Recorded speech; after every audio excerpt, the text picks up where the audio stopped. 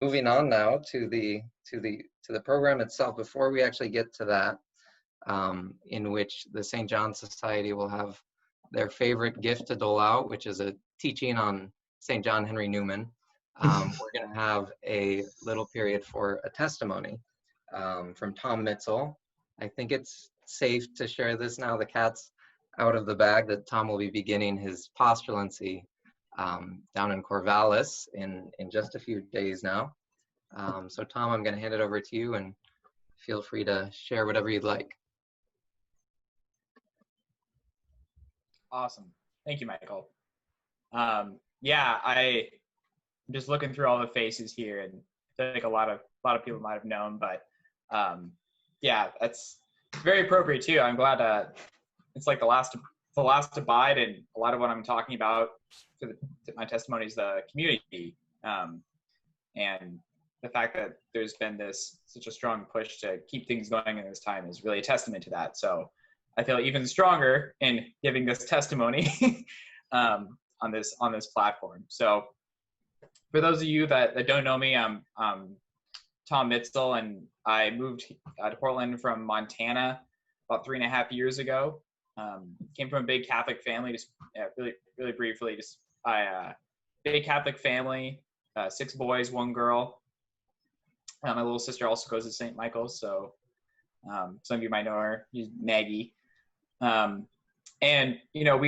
we said daily rosaries. We went to mass and sit close to the sacraments. But when I went off to college, my faith was kind of more lukewarm. Still kept going to mass and whatnot. But didn't do much beyond that. Wasn't involved in a community. Didn't really serve. Didn't read the Bible daily. I just kind of did the minimum. Went to confession every couple months. Went to mass and kind of called it good there. But things really started to change. There was some providence in that time that kept me on the straight and narrow. But things really started to change when I moved out to Portland in October of 2016 for a tax accounting job after I graduated, working for an accounting firm. And one of my coworkers was very Protestant, and we became very good friends, but we also had a lot of discussions that I didn't have a lot of answers to a lot of questions. And I realized I didn't really have a strong faith, not in knowledge, but mostly in that personal relationship, which a lot of the Protestant converts we had here at St. Michael's are a testament to how important that is. They're really on fire. That's something I just could tell I didn't have by interacting with this friend. So I kind of got roped in a little bit at St. Patrick's. I had a family friend who said, hey, like, this is where the young adult mass is. We were still at St. Pat's at the time. It's like the 7 p.m. mass. And I'd just been going to the parish. I was near Holy Rosary I think I could walk there in 30 seconds. So I just was going there because it was close, and that was it. But I was just going to a daily, like a Sunday morning mass. So not really a young adult crowd. But I got to St. Michael's and St. Patrick's and eventually St. Michael's. And it was kind of the first time where the other people at mass with me weren't just ships passing the night. That's what it was for most of my life. It was just people I saw, some faces I recognized, but there was no relationship there. And I actually started to form friends at mass or through church. A lot of my friends beforehand were always, we become friends because we like sports. We were in the same class, but Jesus was never the root of those friendships. It was always on a more secular level. So I noticed there was a lot of joy. People will go out of their way to welcome each other. They keep an eye out for newcomers. I mean, the priests walk up and it's like, you're new. But the parishioners started to do it as well. It's very encouraging that people would come up to you and ask, like, hey, like, who are you? Where are you from? How are you doing? One, to see other young people was very encouraging. But people actually remembered your name. They remembered what you said last time. Oh, how was that project you were working on? It's going well. That was very new for me. Actually having friends based on Christ first. And also it's the first time, honestly, in my entire life, I'd ever used music as an actual form of prayer. Actually praying with the songs during communion or in the reflection. that was a completely new concept to me. One, I rarely knew the songs, or I'd heard them so many times that they were just kind of, it's just what you said and they were fine, but I never prayed with music before. There's also a level of authenticity. So I got the experience to help out with Alpha. That was like the first time I actually kind of got involved in the community. Father Lucas is like, I met with him for 30 minutes. And he's like, you want to help out with Alpha? Like, we need leaders. I was like, sure. I had no idea what Alpha was. And I'm like, wait, is this Fragua? Is it Alpha? Is this something to do with the Newman Center? There's all these terms. I just had no idea what any of them meant. I was like, sure. Like, where do I have to go? It was one of the first times I'd ever done something faith related where I was serving others. It wasn't me going to a confirmation class. It wasn't me going to mass. I was going somewhere to do something for other people. And that's really how a good community is formed, is when people are looking out for each other and looking to do service for each other. Eventually, St. Michael's got asked to do more and more things, but we started the ARC, which is a great outreach program. And I always really liked it because there's a very authentic level to it. It's not just the idea. It's not just, hey, we all gather and we become friends, and also we happen to go to mass and love Jesus. It's, we love Jesus. We love the sacraments. We love going to mass. We should be friends. And that prioritization is always very clear. Even ARC itself, like there's the social aspect where we meet up and go on a hike. We have a barbecue. I know there's a barbecue recently, and it's great. But there's also like the spiritual one. We do these holy hours, these holy hour happy hours. It was actually holy and a half, hour and a half, and then happy hour. So we took the holy hour very seriously, which was always great. And then we'd have the happy hour after. I think it was a perfect encapsulation of the attitude. Holy hour first, happy hour after. Always remembering what we're rooted in. Another category was works of mercy. It was the most structured chance I'd ever had in my life to just sign up and go help out with something. Like, it was organized. There's things to do. There's a real need. There's homeless ministry, handing out soup, doing Operation Night Watch through St. Stephen's. Chances to just go out and serve. So like during this whole time, during like those 3 years, I was receiving spiritual direction. I was having like personal growth, very good friendships, but it was also surrounded by a strong community. And I've been reflecting on it recently. Like, there's so many little instances, little things end up having a huge effect. It's very much like the mustard seeds. Like a perfect, for instance, there was a holy hour, happy hour. Actually, it wasn't at St. Michael's. We kind of stole this idea, that name. I don't think Amanda Jewett trademarked it, so we just kind of took it. But there was a holy hour, happy hour at St. Cecilia's, and I just kind of saw it on Facebook, and it's like, all right. And so I grabbed Maggie and like, hey, let's go check it out. And at the happy hour after, I met a couple and started talking, and now I'm the godson to their child. And it was such a little thing. I mean, someone went out of their way to like put together this holy hour, put it on Facebook. They had music. They found a place to book for us to go after. And I just happened to look. I just happened to go there. And now there's this couple that's a huge part of my life. I'm a huge part of their son's life. And it's just a very little thing, but there's people actually taking action in the world. Jesus works through people. He works through communities. And so the soil around me became very, very fertile. And during that time is when I'm receiving spiritual direction while serving, while getting to help out others. And ultimately, when that starts to happen, you start thinking beyond yourself. You stop thinking about what's going to make me happy. What can I do in my career? Even the ideas of like marriage, it wasn't about, okay, will marriage fulfill me? It's like, what is the good that I should do with my life? That was the question. And, I saw the necessity and also all the joy that there seems to be from being a priest, all the good that you can do. And so the very idea of maybe I'm meant to serve others in a more profound way crossed my mind for the first time after about 3 years. It had never even been a serious thought. And so part of it was kind of like almost a sense of duty. Like, you're a young man and you're Catholic, like maybe you should think about this. But it was more than that. Like, that wouldn't have pushed me enough to actually to actually ask the question. It was seeing how we're meant to serve people. Everyone's meant to serve people, and if you're meant to serve in a deeper way, like that's a gift. It's not a burden. It's not something you have to sacrifice. It's an actual gift. And so I spoke to Rector one day. I was like, Father, like, how did you know you wanted to be a priest? And I was like putting my foot in the water, and he's like, well, why don't you discern? And I was like, I don't know. But I thought about it for a while, and then I was in Florida for training at work, and I eventually sent an email saying, hey, Father, like, let's do it. Like, let's discern. Like, this is God wants me to do, then all the evidence is pointing that that's probably a good thing to do what he wants me to do and not what I want me to do. So on May 15th, in a not so nervous way, and with a lot of peace, I said yes. Like, yeah, I want to go forward. And so now August 15th, I'll move down to Corvallis. There's going to be 5 of us guys down there starting together that also said their yeses.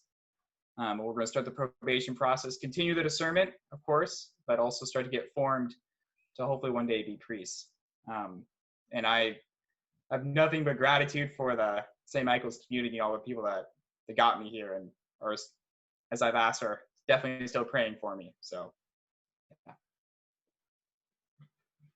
Thank you, Tom. Yeah, so I think in keeping with your little kind of community theme there, we're the ones who are responsible for sending you out in a spirit of prayer. So that's all of us on the call. Remember that. Maybe Father Ignacio can close us with something tonight. But moving on, Father Ignacio, I think you'll introduce Father Matías, and we'll get going. Okay, well, thank you, Tom. Just want to say that Tom is one of the few guys who quit his job during the coronavirus. So it was an amazing contrast and a very good example of one of those gospels where Jesus calls and someone leaves everything behind in trust. So, well, today we're going to reflect on the theme of personal influence. So I will lead the opening prayer and introduce Father Matías at the same time. Father Matías is a priest of the St. John Society, and well, I know him very well. We studied together at Mount Angel Seminary. We were classmates. We were the first 2 priests to study at Mount Angel from the society, and we were ordained together in Argentina on June 13th. After ordination, he went back to Argentina, served in 2 parishes, and now he came back to Oregon to serve where I was before in Corvallis at St. Mary's. He's also the priest that came first to the US with Father Federico in the year 2003. So he's one of considered the founders of the St. John Society here planting the seed here in Oregon and in the US. Father Matías has a licentiate in education. Before becoming a priest, he studied in the Catholic University in Argentina, and he's going to share some of the ideas of his thesis on personal influence in John Henry Newman. As those who have been with us for a while, Newman is our intellectual father, and many of his ideas also inspire our pastoral practice, not only our mind, but also our practice of ministry. And one of them is this notion of personal influence. As Tom was saying, like, we really value the one-on-one and welcoming people, and many of those things are rooted in Newman. So today we're going to pray with this passage of the second reading for the Feast of the Transfiguration we celebrate tomorrow, because the Transfiguration is connected in a sense with personal influence. No? It's the humanity of Christ that shines the light of his divinity. So it's the light of Christ, his love and his warmth and his purity shining through his humanity, in a sense, is the root of any personal influence that a Christian can have on another Christian. So let us begin in the name of the Father, of the Son, and of the Holy Spirit. Amen. Before we read this passage, let us take a minute of silence and remember that the Father and the Spirit and the Son, they live in us through the action of the Holy Spirit. We are temples of God's holy presence.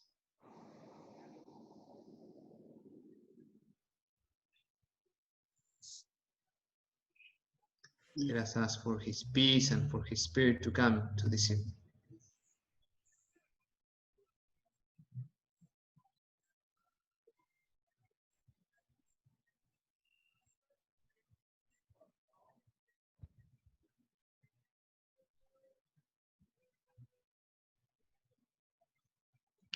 From the second letter of St. Peter.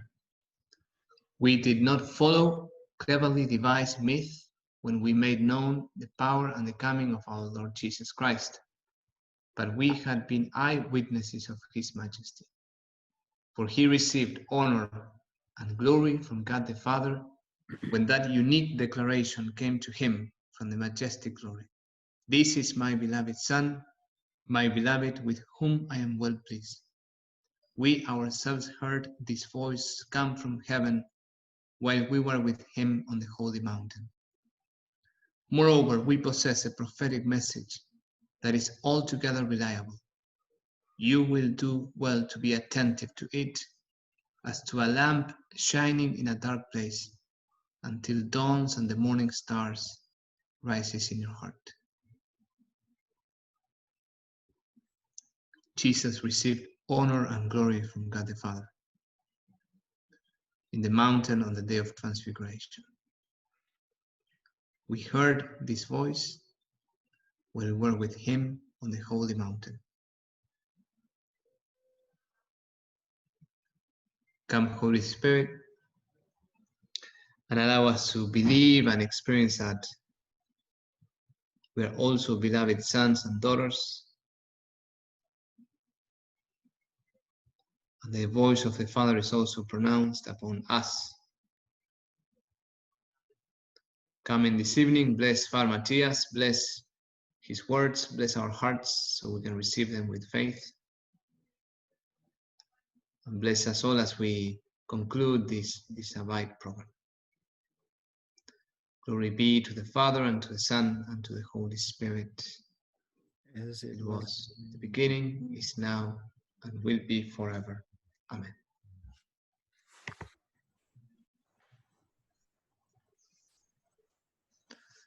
Well, now we let Father Matías. I believe Margaret sent a handout that Father Matías will follow with text.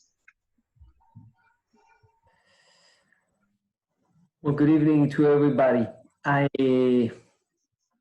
don't know you all.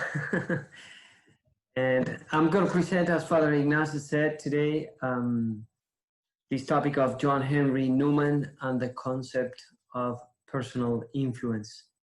What I'd like to know is for how long should I be speaking? Because I was told 3 hours, I think. Father Ignacio, is that right? no. Okay, 25 minutes, would that be fine? That's good, yeah. Okay, I just wanted to know the time frame that we were working with. So John Henry Newman, he lives in a little bit of context to his life and what I'll be talking about. He lives in England, more precisely in Oxford, and he is part of one of the biggest universities in his time. He is born in 1801, and from a very young age, he was very much involved with intellectual life. He becomes the tutor and fellow of Oriel College. Oriel College is not the actual college. We usually say, we use the same word, we say university in college. and we basically mean the same thing, but that's not what it was for John Henry Newman. Let us remember that for him and in his time in Oxford, there were colleges that all of them belonged to the university. And so people lived there, sort of where fraternities and sororities stem out of. And so in Oriel College, there was always what they call a tutor, someone who was in charge of the students living in that house, and he was responsible for them.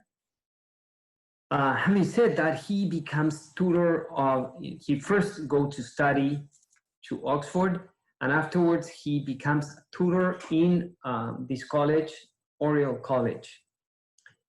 He studies at Trinity and lives in Trinity College when he was 17, and at age 21, at a very young age, he becomes already himself a tutor to other students.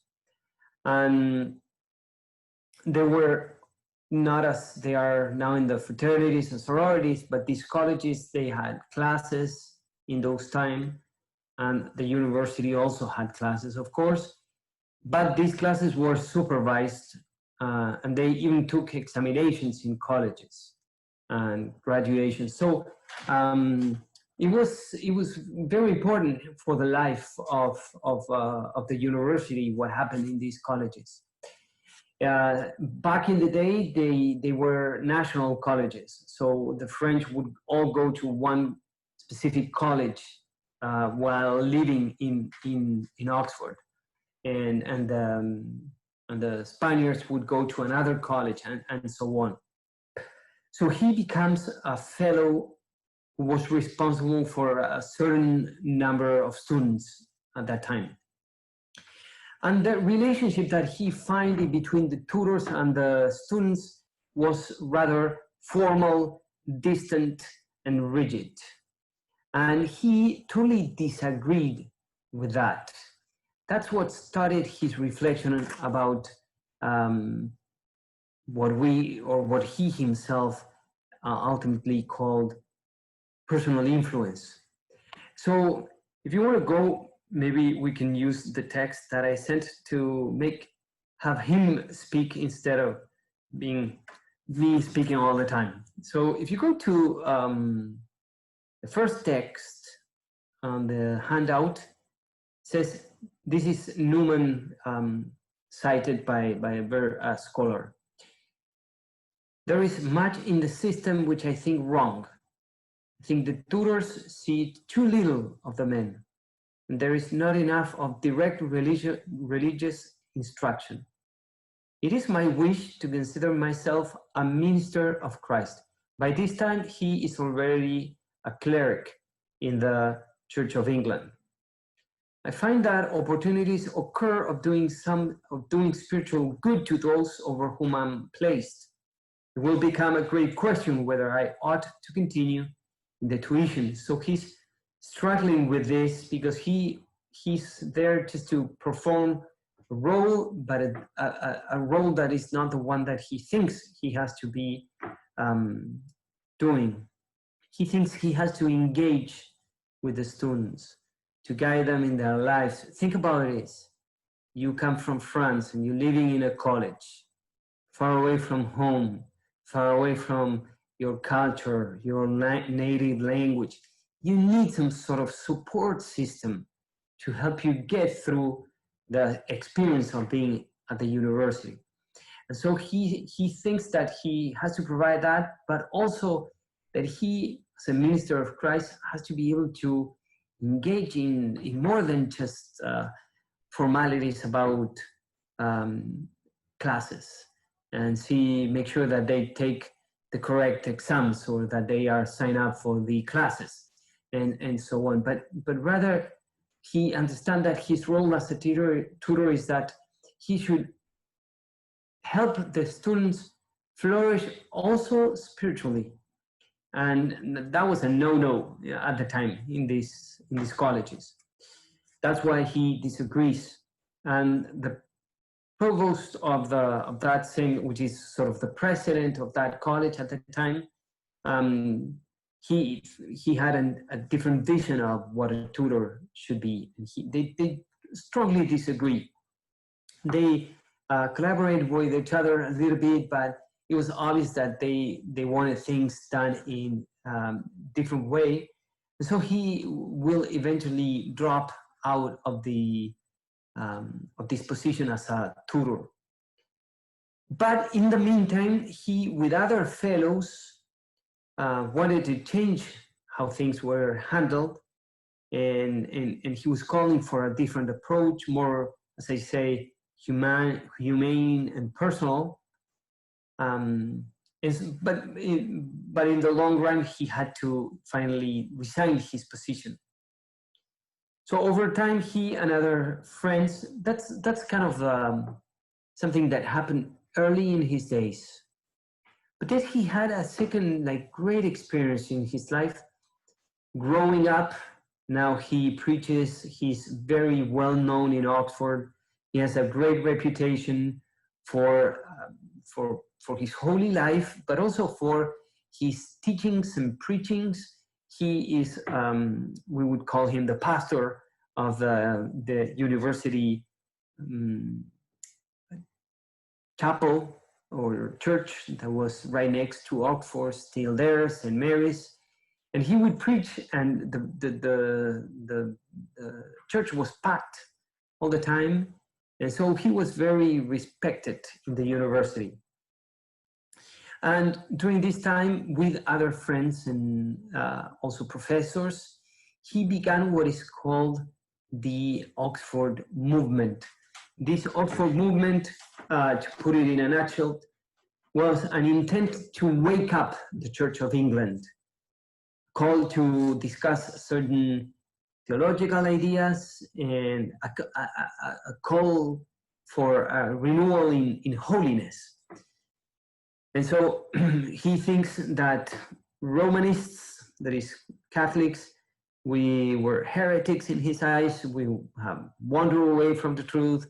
But then he saw that there was also the evangelical world, that they were missing some things. So he thought, well, the Church of England is really the one who can, if the church wakes up, could bring a great renewal. So he was working towards that for a long time. Around this time, he's a mature man. He's in his 30s. And the following quote is taken from his autobiography, famous book called The Apologia Pro Vita Sua. It's the apology for his own life. So it's a defense that he writes. He's now when he writes this, he's Catholic and he's in the last stages in his life. But going back and trying to defend his ideas and how he acted, this is what he says about that time. This is from text number 2. I'm giving my history from my own point of sight, and it is as follows. I had lived for 10 years among my personal friends. The greater part of the time, I had been influenced, not influencing.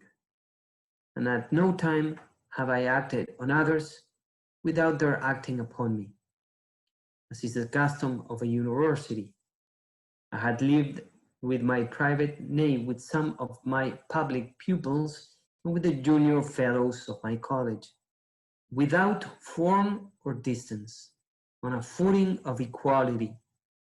Thus it was through friends, younger for the most part than myself, that my principles were spreading.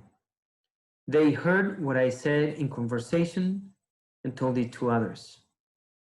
Undergraduates in due time took their degree and became private tutors themselves. In their new status, they in turn preached the opinions with which they had already become acquainted. Others went down to the country and became curates, that is, priests of parishes.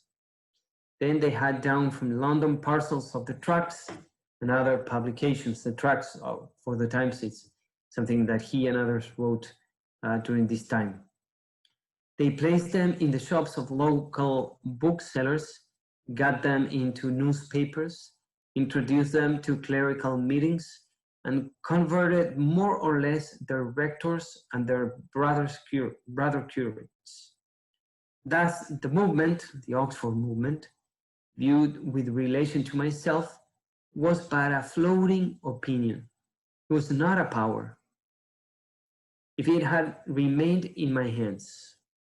So what he's saying, notice that he's explaining how all his ideas for renewal that really were a shock to the church and to England in its entirety, because there was a moment when all of England was talking about the Oxford movement.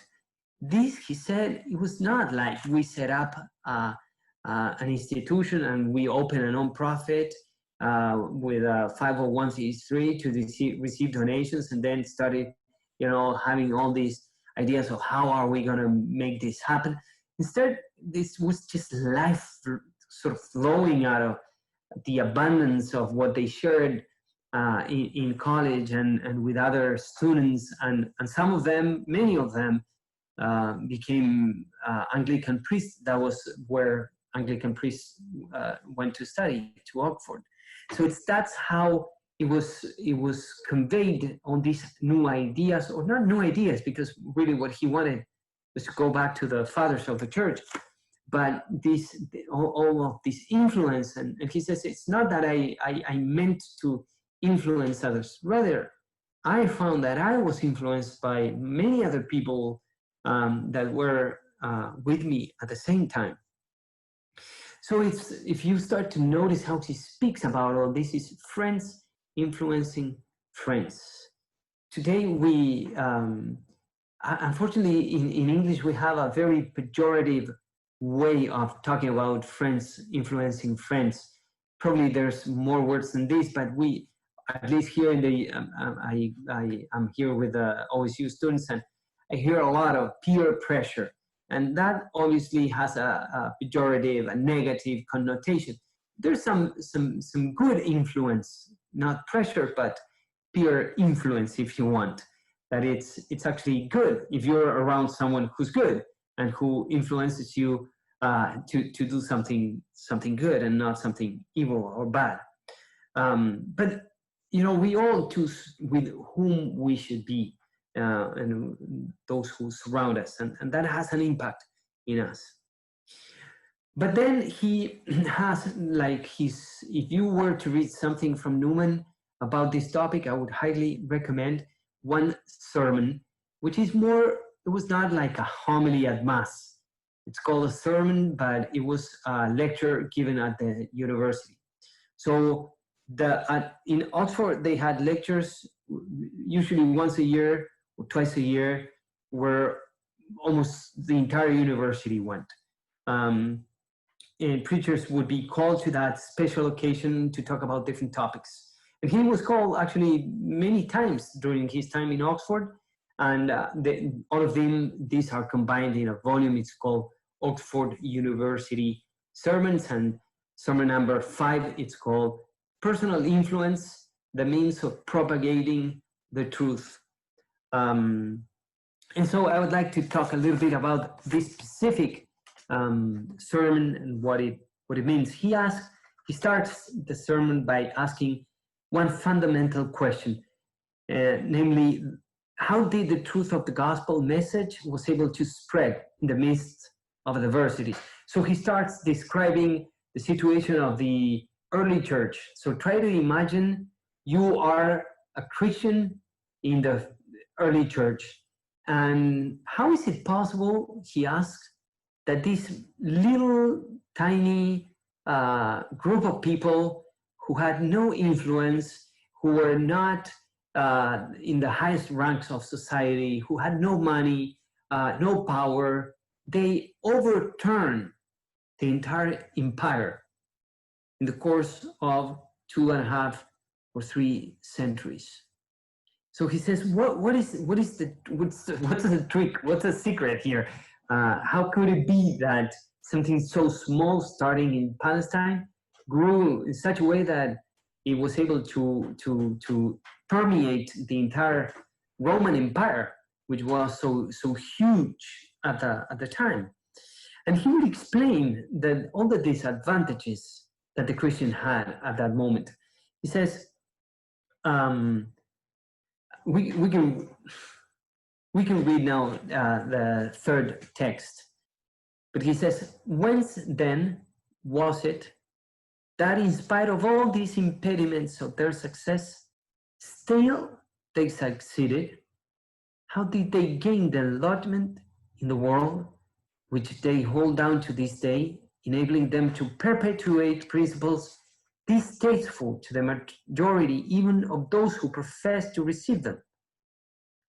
What is that hidden attribute of the truth, and how does it act, prevailing as it does single-handed over the many and multiform errors by which it is simultaneously and incessantly attacked? So he says, how is it that the truth advances with so many difficulties? The church at the time had no, as I said, civil authority, has lack of instruments, is under attack and persecution. Many times the truth is rejected, it's not accepted.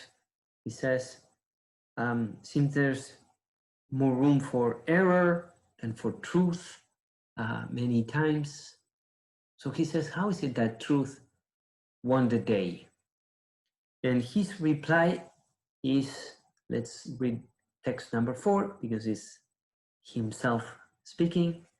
He says, I answer that it has been upheld in the world not as a system, not by books, not by argument, nor by temporal power, but by the personal influence of such men as have already been described, who are at once the teachers and the parents of it. So it's such a simple answer, but it's such profound at the same time. How was it possible? Personal influence. One Christian handing down the faith to those who surrounded them, and them in turn doing the same thing, and that dynamic over and over again until it permeated the entire world. So this is basically he says it's from a small circle that then begins to grow and to expand, and that's how it becomes so big, really. You know, a couple of days, I don't know, maybe a month ago, I was looking at something on the internet, and I came across, I think it was on some alpha materials. It says it was talking about someone who wanted to drag his friends to church, and the name of this person is Alba, and he was a Christian, and so he drove a truck to church, and so he invited people from town to join him, and so he would drive his truck, everybody on the truck, back and forth every weekend to church. But there was this one guy with which he could not convince him to come to church. He had a reputation for liking the good life, and so he didn't just want to bother going to church. And so Alba said, hey, I need to ask you a favor. I know that you know how to drive the truck, and would you drive it for me, because I'm not as good. And so the guy accepted, and he drove the truck for him, and final destination of the truck, the church. So he was already there, and so he went into the church, and the very first day he went into the church, he had such a powerful experience, and he, from that day on, started to go to church every single Sunday. Well, that guy who didn't want to go, that his friend had such a hard time convincing him to go to church, was Billy Graham. So he reached, I don't know, millions of people And this other poor guy, Alba, no one remembers him, but he did such a great, wonderful job, which is bringing this man to church, to Christ. And that is the concept of personal influence. It's friends bringing others, right? Like, and we all have that experience, I think. It's not so complicated, right? But it works at all levels. In education, it works in theology, it works in pastoral life, it works in our families. We know how people influence us, and that we can, you know, let ourselves be influenced by others as well. Later on in his life, John Henry Newman, I'm going to skip text number 5 here for sake of keeping it within the boundaries of our time frame. But later on, he becomes a Catholic, and that's in the 1840s. He becomes a Catholic. He's ordained a Catholic priest. And after a while, the bishops in Ireland invite him to found and start the Catholic University, a Catholic university in Dublin. So for some years, he goes back and forth from his community in England to Dublin to found and start this university. And while working to start the university in Ireland, he wrote a series of sketches that he intended to be published in the University Gazette. Now they're called, there's a book, it's called Rise and Progress of University Press. In that, while he's working on that, he writes another beautiful book in which he reflects about all this. And I'm not going to explain everything about that book because it would take us too long, but let's just go to text number 6, where he tries to, at that time, while founding the university, explain also how personal influence should work at the university. And it says the following, text number 6. Persons influence us, voices melt us, looks subdue us, deeds inflame us. Many a man will live and die upon a dogma. No man will be a martyr for a conclusion. After all, man is not a reasoning animal. He is a seeing, feeling, contemplating, acting animal. He is influenced by what is direct and precise. The heart is commonly reached not through the reason, but through the imagination, by means of direct impressions, by the testimony of facts and events, by history, by description. So he has this conviction that we come to faith and we embrace the truth of the faith, not by a logical syllogism. We embrace it because we see others, because we are inspired, because we go to St. Michael's and we listen to PJ singing, and it's like, yeah, this is heaven, you know. You're moved, really, you know, and that influences you. And so he says, we embrace, this book is all about how do we make an act of faith, the grammar of it. And so it's like how we come to embrace that truth. And it's not only about logic. That plays a part, that has a role, but it's not the entire picture, he says. And so writing and talking about this new university, he says that the university, as he understood it from his days in Oxford, says university is supposed to bring a structure. It's more like the institution that should provide like the law, the rules, the lectures, the disputes in the university, the examinations. But then along with that, he argues that it is very important to have colleges. And colleges, because he understands that in colleges, you go and you ask the questions that you cannot ask in the university. A place where you could call home, a place to ask what you, as I say, cannot ask in public halls, where relationships play a crucial role. And it's not enough just to go to the university. You need a place to rest your head. And for some people here, I found there are no colleges, at least here at OSU, but I found that for many people, campus ministry is that. It's like a college. It's a place where they find, good influences, a place to grow in their spiritual life and in their relationship with Christ, etc.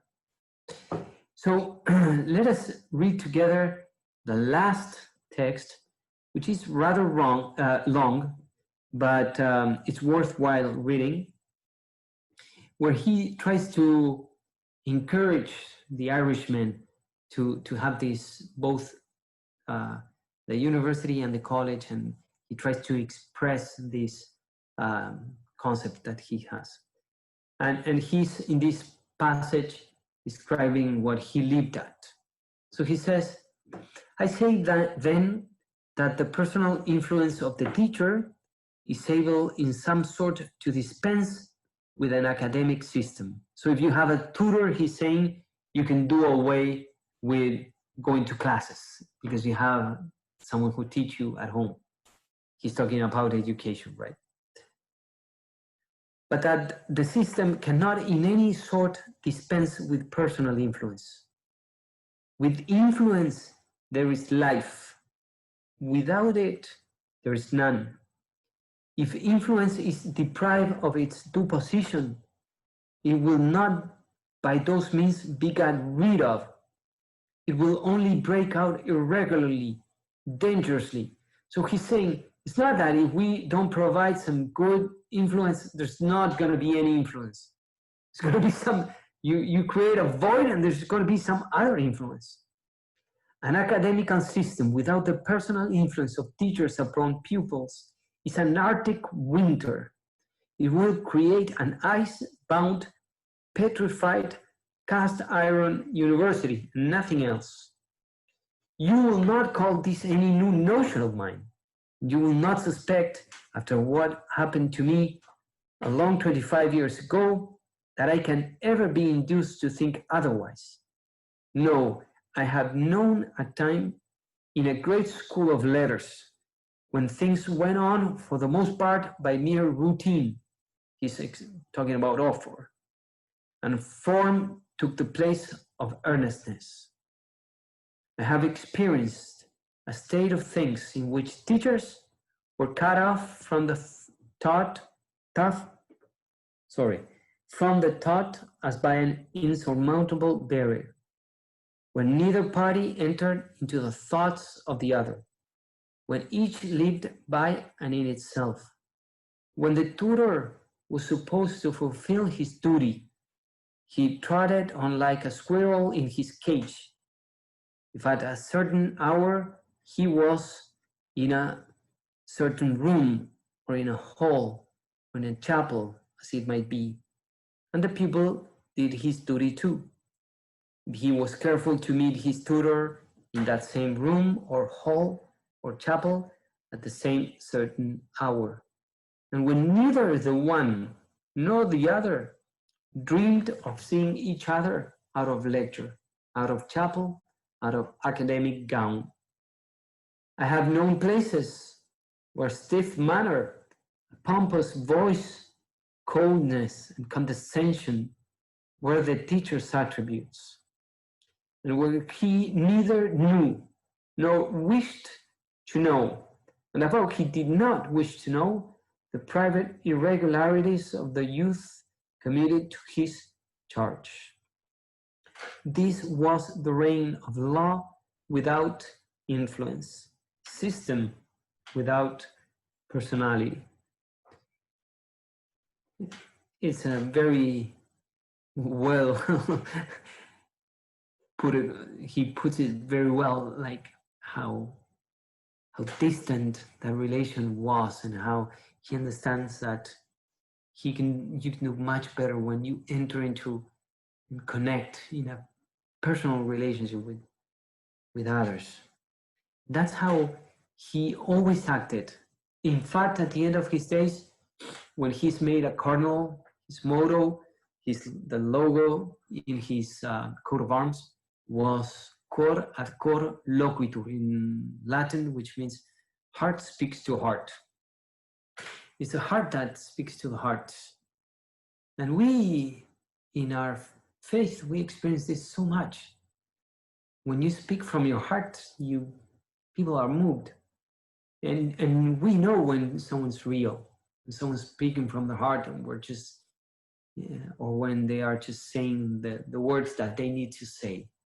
You know when someone's approachable or not. And you know that makes a world of differences when you have that personal influence upon each other. So that's kind of the concept of personal influence. I don't know if I don't want to go for too long. I could say more about John Henry Newman. I wanted him to speak through these texts mainly, but that's how, if you ever study his life or read a book from his life, he was always like that, approachable, and a person who really engaged, not only in a conversation, but he was interested in the person right in front of him. So I'll leave it at that. OSU, and I know you mentioned, Father Matías, that you see it as a little bit like, campus ministry is a little bit like the role that a college would provide. What kinds of reactions do you have from students, or what kind of feeling do you have around the Newman Center with regard to kind of what they're given there, what kind of nourishment they're given? And do you think it's kind of a fertile territory to deliver exactly what Newman's talking about?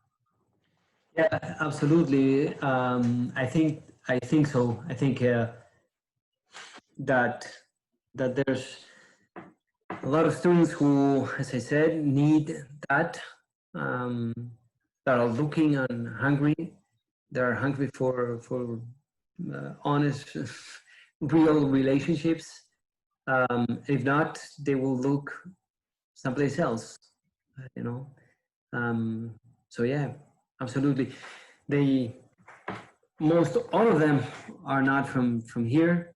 Some are from other states, and so they need a place for them to grow, and they need someone at their side as well. They don't need mom and dad, but we always need, like, that figure of a tutor can take different shapes and forms, I think. But we all need someone to tutor us, to guide us, because nobody knows everything. And we all need support and encouragement at times. And so I think the Newman Center does, or fills in that void. Thank you. Okay, so we have a question from Thad, and he asks, what are some of the ways that the priests in the St. John Society seek to reach out beyond the physical church and the Newman building? And he says your answer cannot include soccer. Yeah, I don't know what to say now.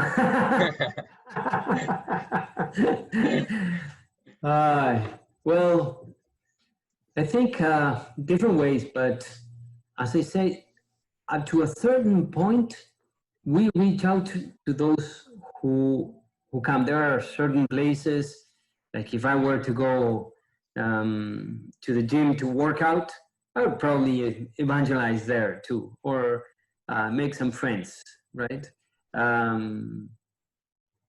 So it's not about like techniques or going to places or doing this or that. I think it's more like an attitude, personal influence. Also, like there are ways of reaching out to people, like Alpha, for instance. It's a great means to doing that. But then there are a lot of people that would never get to know but that I had to count on my congregation, on Father Ignacio counts on all of you, I think, for that same thing.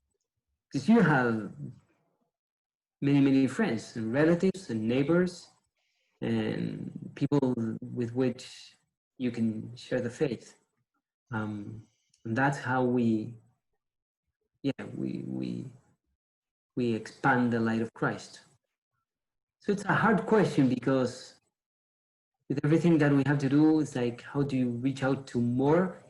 Well, we take all the opportunities that we can to, if we get to know someone new, to make them feel comfortable and to approach them and to engage them in conversation and to try to make them feel that they're included, and that we are also mindful of them. We try to remember their names. There's small things like that, but yeah. I don't know if that answers precisely the question, but All right, well, moving on to somebody who wrote in all caps, eager to join in. I have a question. So that's reading it out, Father Ignacio. Father Matías, do you, so in transmission of truth, no, you said you quoted that sermon and how like personal influence is the main means. Like, do you think that that should also be complemented with other means? Like, is this like throwing away the need to preaching like a retreat for 100 people, or like bigger events, or it's like this is the only way, you think? yeah, good question. Now, this is one thing that has to be present always. Even if you have an alpha of 100 persons, you have to make sure that each table leader takes care of the people in his table, and that's personal influence. So you can, I would say, it would be not advisable to have so many people on a retreat that you have no opportunity to hear their confessions or talk for 5 minutes with each one of them. It would be detrimental to what you're doing ultimately, because people are needing that personal connection as well. But it doesn't go against other ways of reaching out to people, like social media or whatever types of evangelizations you can do on the website. Those are good, and maybe those are the way that some people connect. But at some point, I think the personal is huge, is indispensable. Just share that. I mean, it's a benefit in disguise, no? But with the coronavirus thing and having like 25 people at mass, like I'm starting to learn their names, and I have been thinking a lot of personal influence in these times, because now you begin to have a deeper connection with each person and know each person better, and yeah. Thank you. Okay, Tom, you're up.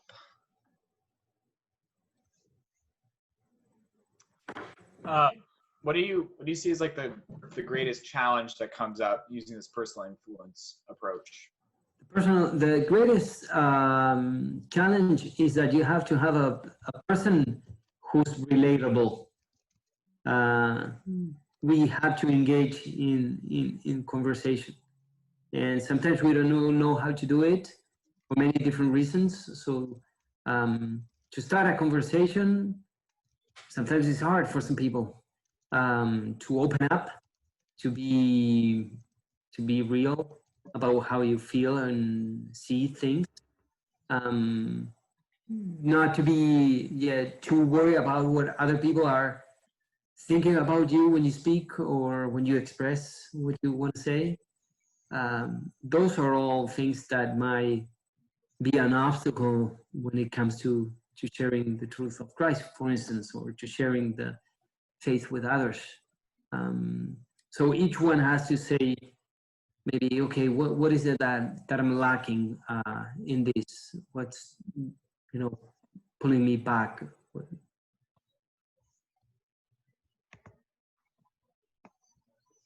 Okay, well, if anybody wants to, we'll do it like we did last time. If anybody has a lingering question and wants to unmute yourself, we will give you a few seconds. It's not a lingering question, but I think there's two questions that Father gave us had we gone into the groups that I think it's important for us to take away. And one of them being, who is still a strong positive influence for you? And do you know who you are to call to influence with the light of Christ? And I think, Father, those are just powerful questions for us to really take away with what you shared with us. And how do we bring that influence forth? So I didn't want to lose those as far as things to ponder. So thank you. Yeah, thanks, Margaret. That may be a good segue to the Margaret moment, but before we get to that, Gloria is apparently on. I know we might scare Gloria, bring her out into the open. But Father Ignacio says you're at the airport on your way to Honduras. Yes. And we want to say hi, yeah.